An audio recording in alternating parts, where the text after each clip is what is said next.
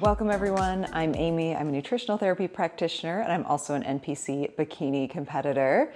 And this is my improvement season vlog, week whatever. Who knows how long this improvement season is going to go? I don't. As you saw from my last video, my next goal is TBD. So this improvement season could be long, could be short, who knows?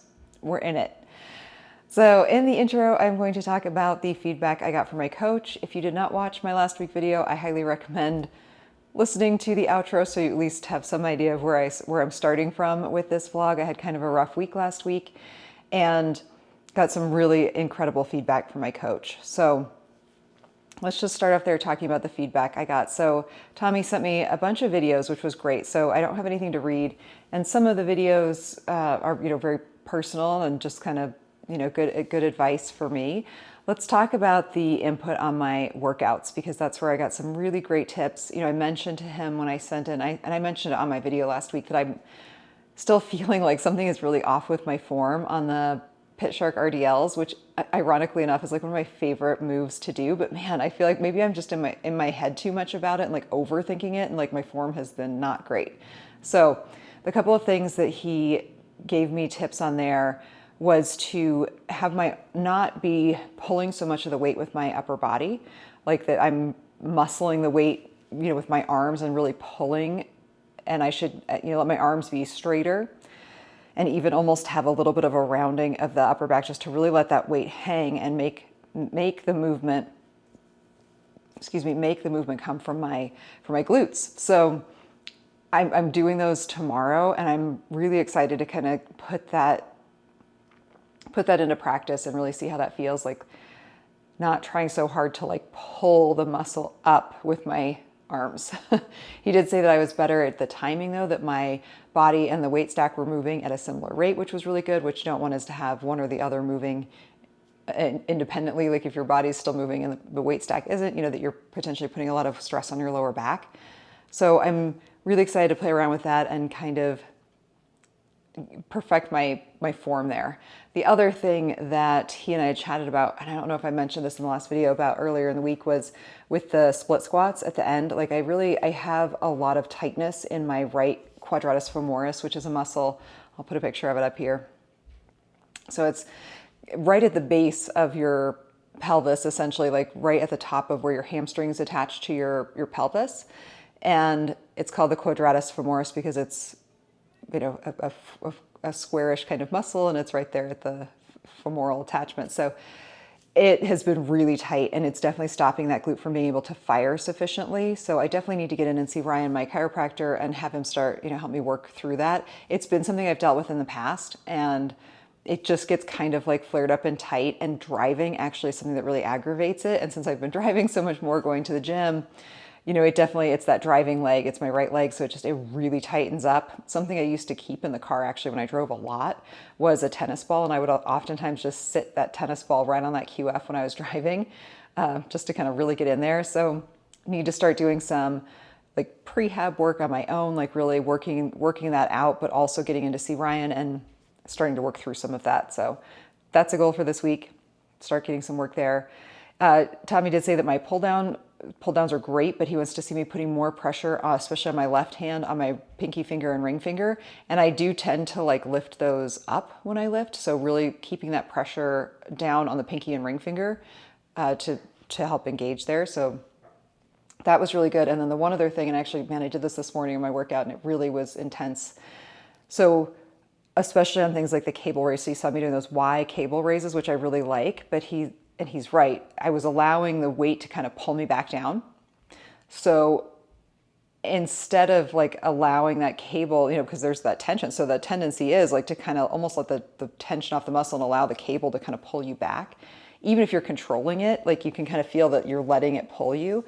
To think of, he gave me two cues and I like them both. Like one of them was to think of like kind of rewinding the cable, so instead of like letting the cable kind of just fall back, like kind of just think of that, like you're pulling that wheel back, so that tension. And then also just to kind of think of pushing the weight in both directions, so instead of, so you're actively pushing and or pulling, the weight both ways.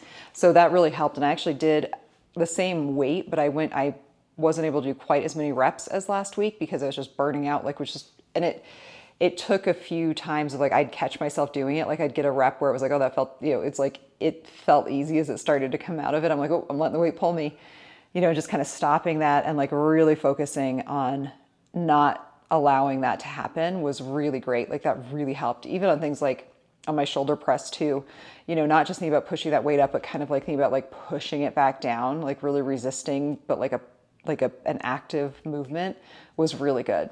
So those were great tips, implemented those in my workout today. And then I'm really excited to implement the tips for the RDLs tomorrow. So, because I really do love doing those and I want them to be better.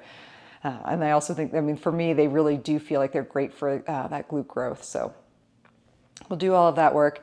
The other videos he sent me were amazing and some great tips to help with mindset and also kind of with the processing of feelings. One of the things he said to me that is so true is that thoughts aren't feelings, and he gave me the advice I use actually when I meditate, to kind of think of the thoughts as like passing clouds and not attach like identity to them or to like take them on as identity, just to really let them kind of be passing thoughts.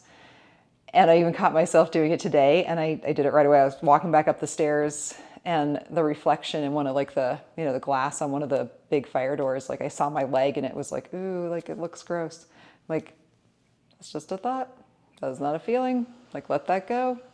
So working on that has been really helpful, and that was amazingly helpful. And also, the advice that I literally give out on my work podcast and tell people all the time is that no one cares. Like no one looks at us like we look at ourselves. And it's so true. And like I said, I tell people this all the time, especially when people are like, they're worried about going out after they've had surgery. Like, oh my gosh, everyone's going to know. I'm like, no, what? Like, no one's going to look at you and see a bruise on your face and think that you had a facelift. They're going to think that you maybe had filler. Like, they don't really care. Or people who are really worried about what their kids are going to say or their grandkids. And I tell them this. I'm like, if you are acting fine, you're not bleeding, you're not crying. Like a kid doesn't care. If you tell them you have an owie, they'll be like, oh yeah, they've had owies, and they move on. Like they don't attach emotion to that. Like we tend to attach it to ourselves. Like we see the way we look and we attach all this feeling to it and take it on as like part of our identity when it really doesn't need to be. So, because I'd mentioned to him in my video to him that part of the reason I haven't sought out seeing my chiropractor is because I'm kind of embarrassed to go, because the last time I saw him, I was in contest shape. And, now like I feel, again, I think that I look terrible, and I'm embarrassed to go in and see him because I don't look good. And, he just said to me, like, he doesn't care. Like your chiropractor doesn't care what you look like. They don't care. So those are good reminders. And again, it's advice I give out, and it's so hard. It's hard to give yourself that same advice. So hearing that and knowing that that is so true was really great to hear. And just, there's really no way of expressing like just how nice it was to have my coach say to me, like, you are not crazy. These things you're feeling are normal. This is why they can happen. Here are some ways to process these things and deal with them. I mean, it's been amazing. I've been told by my last coach that I just shouldn't compete. And that was so disheartening. And I think that part of that has been what's gotten in my head a bit about how, like, that I've lost all my progress, was because I was told that, like, if I couldn't deal with this, then I just shouldn't compete. And I just need to get used to it. And to have my coach say, like, no, that's not it. Like, that's not it at all. Like, you're not being crazy. And, here's some things you can do to help. It was amazing. So really amazing. And also, he gave me some good tough love too, because yes, like going completely off plan and skipping a bunch of meals does not help. That does not help. It means that he doesn't really know what is going on. He can't change anything if I'm not compliant, which is, again, so true. And I say this to people, like, you can't change what you don't track. So not following the plan is basically a lost week. So that was also, something I definitely needed to hear. And I told him yesterday, like, I am 100% back on. And, just to trust it, and let him be the one who's making those changes, and to be honest with him about how I'm feeling, and, about like physical hunger and those kinds of things. And that, if we need to make changes to the plan, we make changes to the plan, but we can't make a change to the plan if I'm not staying on plan. So fair. So that was great. It was, like I said, it was just, yeah, I can't even really explain how awesome all of that was. And I will listen to all of the videos he sent again, especially the ones on the workout tips before my workout tomorrow. It was amazing. So has been already some of the best coaching experiences I've ever had in just 2 weeks. So I'm very excited to see what this week brings.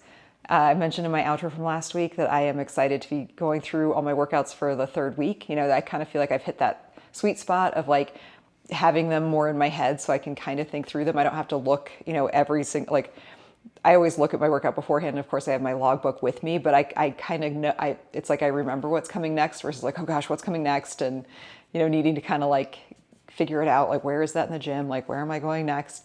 So having a couple weeks under my belt, under my lifting belt, and getting back. Oh, there's a bee trying to fly right in here. Sorry, distracted. So excited about really pushing it. And as I mentioned, I need to deal with my nails, and I need to get a haircut, and I need to see my chiropractor. So I have some adulting tasks that I need to take care of this week as well. And go to Costco, which I've been putting off. The great part about a meal plan is it makes shopping really easy, but I am getting low on a couple of the things I need, like blueberries. So need to do that this week, and bananas.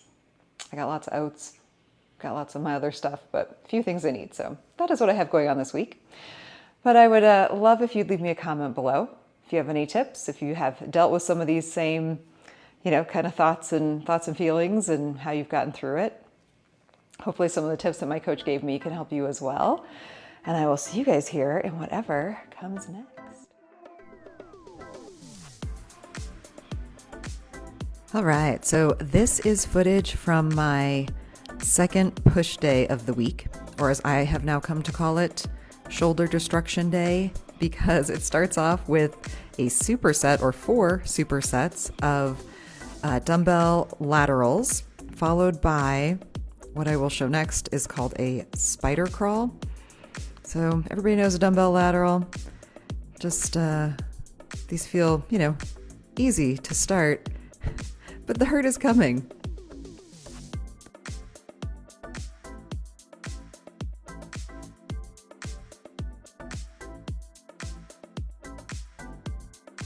So these spider crawls are a John Meadows exercise. And you start off, it's a very lightweight band, but I'm stretching against it like as far as I can. This is the only wall in my gym that doesn't have mirrors on it or something else hung up on it that's actually wide enough for me to do it. And you crawl up and down like the itsy bitsy spider. 1 rep is 3 times up and down the wall. So I just do 24. So I do 24 total up and downs. I'm going to speed these up because it takes a while. And, they start off like it doesn't feel so bad. And it actually, it's like, oh, it feels kind of good. You're getting this big stretch at the top. It's like my hands are still moving. And you don't really realize how much it's burning until you stop. Like, I just kind of keep going. Like, I just keep counting in my head. I'm like, don't stop. You just keep going. And by the end, oh my goodness, like the pump is insane. It's like by the time you get done with these, it's like a crazy shoulder pump. And then of course, you're supersetting it with the dumbbell laterals. So it is just a brutal way to start a workout, but I love it.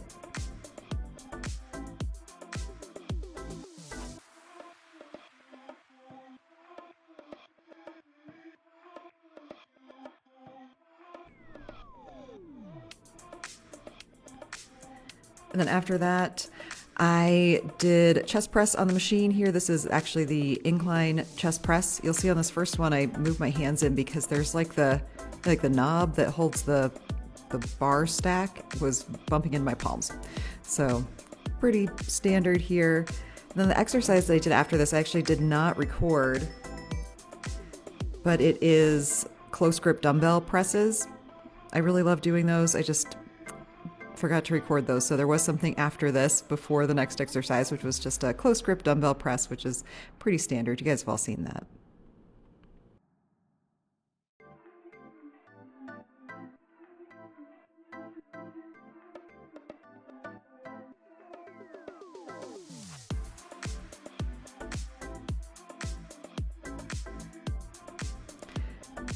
Then after that comes the Serrano press, which I think I talked about in one of my videos that this was a move that looked really brutal, and it is. So the Serrano press, I'm using, the baby weights. These are the 3-pounders, and it probably looks easy, but oh my goodness, do these burn. And I try really hard to focus on like pushing the weight up and pushing the weight down. So, and of course you're having to hold your arm in position here as well, and just really making sure I'm isolating. I did pretty high reps on these because I think my coach, the instructions on these is 3 hard sets. So trust me, they are hard. So I do as many as I possibly can with these little baby weights.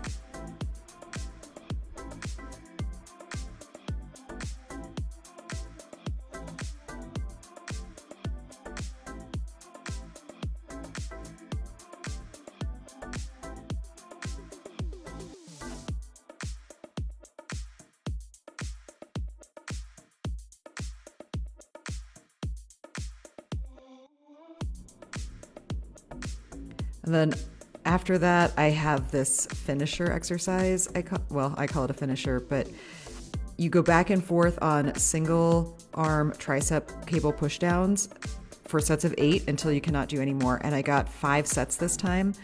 And oh my goodness, yet again, the pump on these is incredible, which I really love. Like, it's like I want to keep going because I'm loving the pump, but like at some point, like it's like you just can't with good form.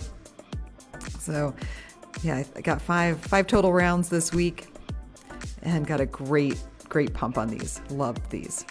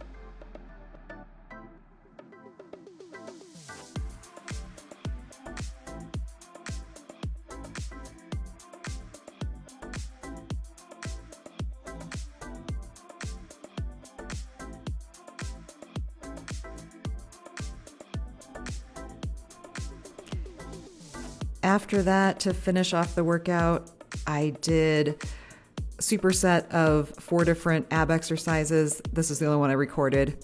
It's not that interesting to watch people do crunches, but I thought might as well film one set here on the weighted crunch. Try to get a really good stretch on these and really focus on just like feeling the contraction. It's a little different. Like with a weighted crunch, I'm obviously not trying to like bulk up my abs, but I'm using a weight that's heavy enough that it's challenging, but not that I'm like super straining with. And just like I said, really focusing on getting like a full kind of stretch of that abdominal wall at the top, and then really contracting hard on the way down. I also did bench tucks and crunches on the half Bosu ball. And what else? Hanging leg raise. Those were my 4. Oh my gosh, my abs were fried in a good way.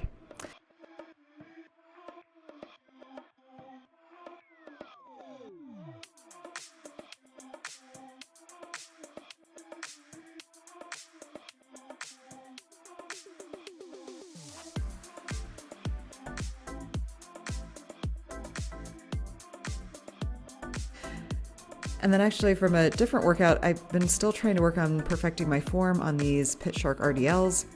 And I feel like it was a little bit better this week. We'll see what my coach has to say in my feedback. Back to using the straight bar and just, again, really trying hard to push my hips back. Of course, I can't use a band because there's nowhere to set it up.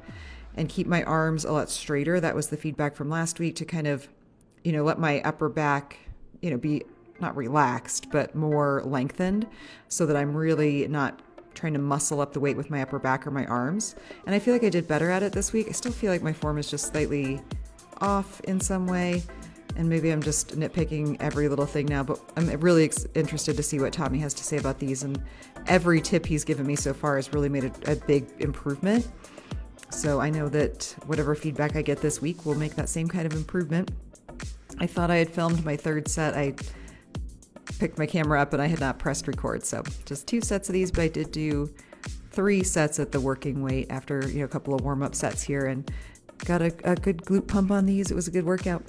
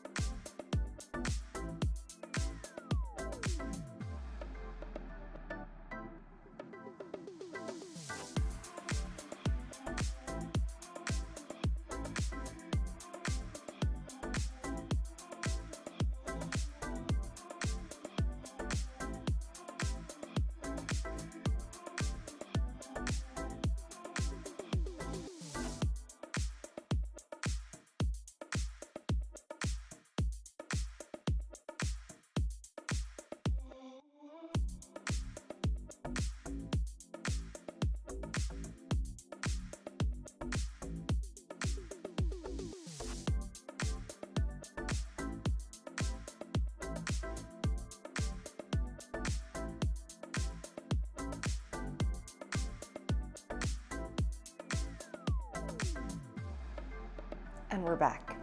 It is the end of the week, and it's time to talk about my check-in from the week. Hope you guys enjoyed the workout footage I put in. It has been so much fun getting comfortable with these new workouts and just making some improvements on things and feeling like I'm getting into the groove. So that's been great.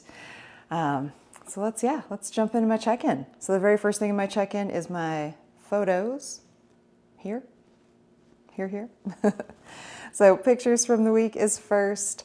The next question is, how many weeks until your goal or competition? Right now that is TBD. So nothing there. Weight from this week and weight from last week on the same day. Blood pressure, fasting, blood glucose, adherence to the diet. Oh, this is last week's check-in. Let's get this week's check-in. There it is. There we go. Different check-in this week. So the adherence to the diet, I put it so it's yes, no, or other, 100% adherence to the diet. I said I subbed blueberries for banana in my oatmeal on Sunday and avocado for whole eggs on my rest day, meal 1 on Wednesday. I was out of banana and whole eggs on those days.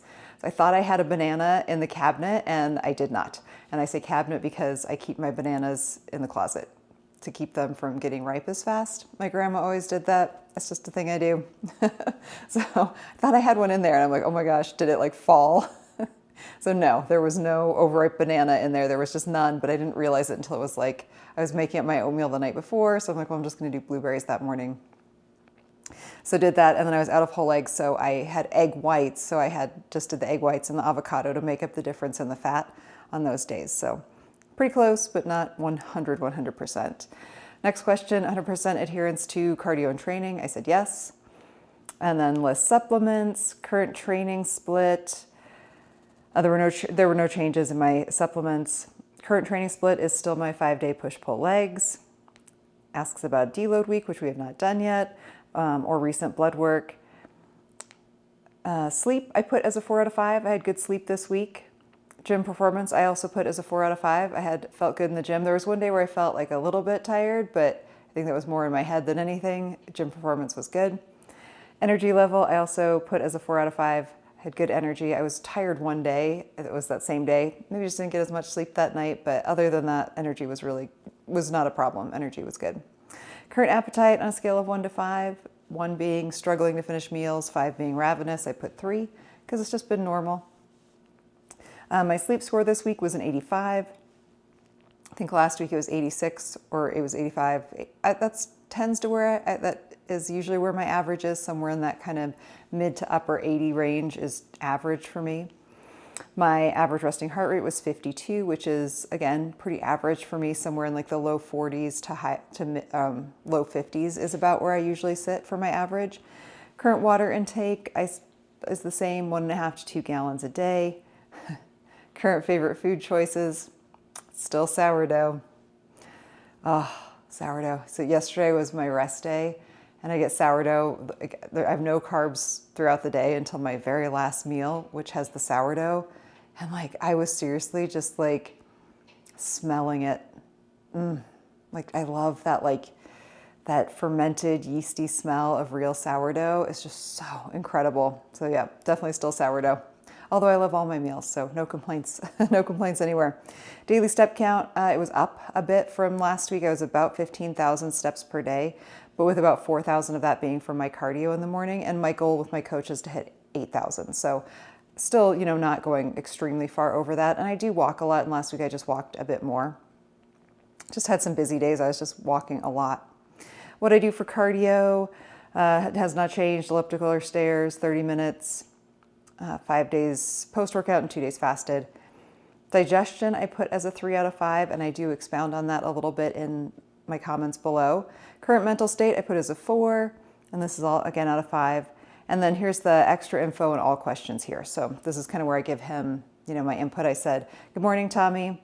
Thank you for the amazing videos last week. It was so helpful, and I've really tried hard to implement all of your tips and advice this week," which I have.